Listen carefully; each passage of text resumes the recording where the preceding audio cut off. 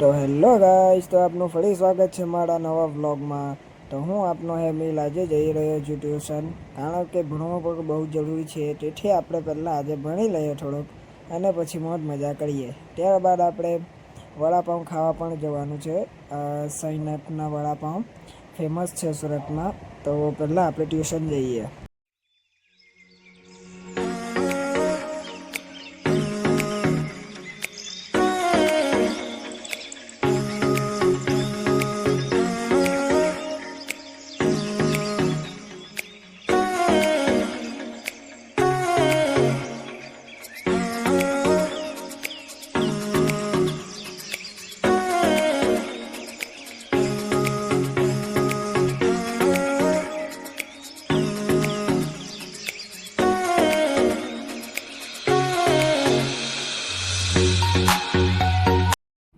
તો finally guys, હું મારા ટ્યુશન ક્લાસીસ પર પહોંચી ગયો છું, અને આ છે અમારા ટ્યુશન ક્લાસીસનો રૂમ, જ્યાં અમે બેસીને ભણીએ છીએ। અને આ છે અમારું વ્હાઇટ બોર્ડ, જ્યાં સર અમને ભણાવે છે। તો ભણીને આપણે સૌ મળીએ વડાપાઉંની દુકાને। તો ફાઇનલી ગાઈઝ, અમે વડાપાઉંની દુકાને પહોંચી ગયા છીએ, અને વડાપાઉંનો ઓર્ડર પણ આપી દીધો છે। અહીં વડાપાઉંની સાથે સાથે આપને પાણીપુરી પણ મળે છે। આ છે પાણીપુરીની નળી, બંને સાથે જ છે। તથા અહીં બીજું ફ્રેન્કી અને ચાઇનીઝ ફાસ્ટ ફૂડ પણ મળે છે। તો આપણે વડાપાઉં ખાઈને ફોટા પાડવા જઈએ। ગાઈઝ, અમે ટ્યુશનથી અને ખાઈને હવે છેલ્લે ફોટા પાડવા આવ્યા છીએ, કારણ કે 7 તારીખે મારી બર્થડે છે। તો ફોટા પાડવા આવીએ છીએ, તો આપણે ફોટા પાડીને પછી જ ઘરે જઈશું। તો ગાઈઝ, આ છે જ્યાં અમે ફોટા પાડવા આવ્યા છીએ। ફાઇનલી અમારા ફોટા પડી ગયા છે અને અમે ઘરે જઈએ છીએ। તો ફાઇનલી ગાઈઝ, ફોટા પાડીને હું ઘરે જવા માટે નીકળી ગયો છું। અહીં પાછળના રસ્તેથી જાઉં છું, એટલે પાછળનો રસ્તો હજી બને છે। તો આ છે અર્બન કેફેનો પાછળનો રસ્તો। તો ચલો આપણે હવે ઘરે જઈએ।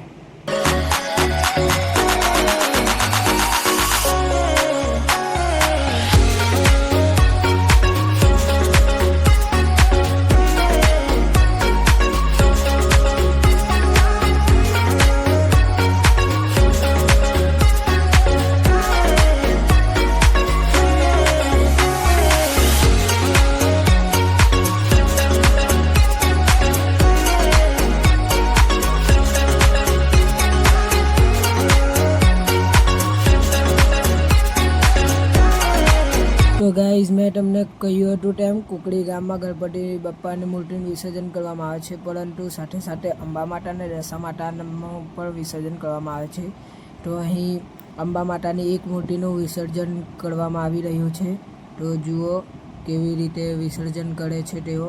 આ તમામ જે વિસર્જન કરી રહ્યા છે તે ગામના યુવાનો છે, જેઓ ખૂબ જ ઉત્સાહથી માતાજીનું વિસર્જન કરી રહ્યા છે।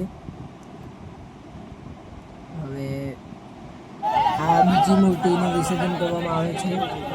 આ મૂર્તિ થોડી મોટી છે। ગણપતિ બાપ્પાના વિસર્જનમાં તેઓ ક્રેનની સુવિધા તથા માચડું કહેવામાં આવે છે તેનો પણ ઉપયોગ કરે છે, પરંતુ અહીં માતાજીમાં આ વર્ષે મૂર્તિ આવી છે, તેથી માચડુને ક્રેનની સુવિધા નથી, પરંતુ તો પણ તેઓ પોતાના હાથથી જ વિસર્જન કરે છે।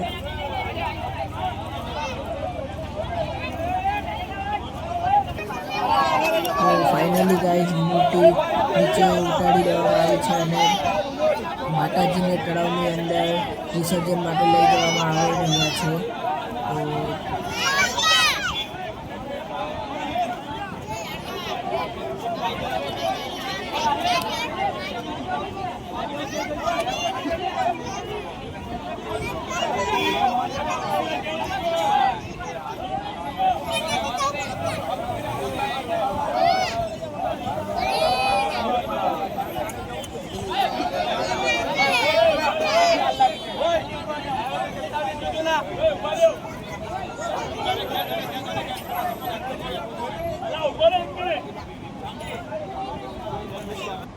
તો ફાઇનલી ગાઈઝ, માતાજીને તળાવની અંદર મૂકવામાં આવ્યા છે, અને જો ગામના યુવાનો તેઓને અંદર વિસર્જન માટે લઈ જાય છે. તેઓનો ઉત્સાહ ખૂબ જ અનોખો હોય છે. ગણપતિ બાપાને વિસર્જન વખતે પણ તેઓ ગણપતિ બાપાને લઈ જાય છે. તો જુઓ, તેઓ માતાજીને વચ્ચે લઈ ગયા છે અને અંદર વિસર્જન કરવાની કોશિશ કરી રહ્યા છે. પરંતુ માતાજી માટીના હોવાથી અંદર પાણી ભરાતું નથી, તેથી ત્યાં જ છે. પરંતુ ગામના યુવાનો પ્રયત્ન કરી રહ્યા છે. તો ફાઇનલી ગાઈઝ માતાજીને અંદર વિસર્જિત કરી દેવામાં આવ્યા છે અને યુવાનો બહાર આવી રહ્યા છે. ફાઇનલી ગાઈઝ અમે રાવણને બાળવા માટે પહોંચી ગયા છે. તો ચલો.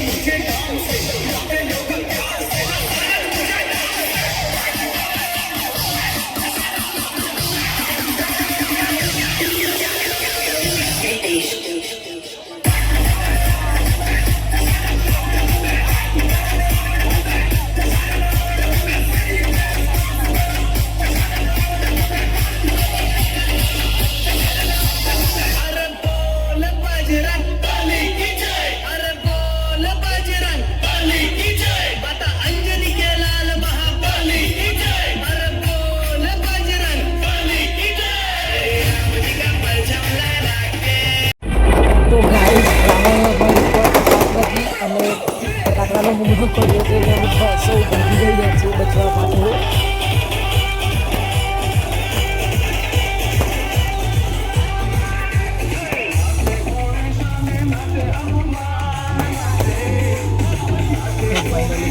રાવણ થઈ ગયો છે અને અમે આવી ગયા છે માટે. પરંતુ ત્યાં અમે જોયું કે અહીં પંઢરપુરી ચાય છે. પંઢરપુરી ચાયમાં તમાકુ અને ચૂનો બંને લાગીને ચાય આપતા હોય એવું લાગી રહ્યું છે અહીં. પરંતુ અહીંનો નજારો ખૂબ જ સરસ છે. બેઠક માટે આનંદદાયક એવી ખુરશી પણ છે. તો ચલો ચાય પીએ. તો અમે પંઢરપુરી ચાયમાંથી ચા પીને આવી ગયા છે ઘરે. તો ચલો આપણે સૌ સૂઈ જઈએ. જો તમને આ વ્લોગ ગમ્યો હોય તો લાઈક, શેર અને સબસ્ક્રાઈબ કરજો.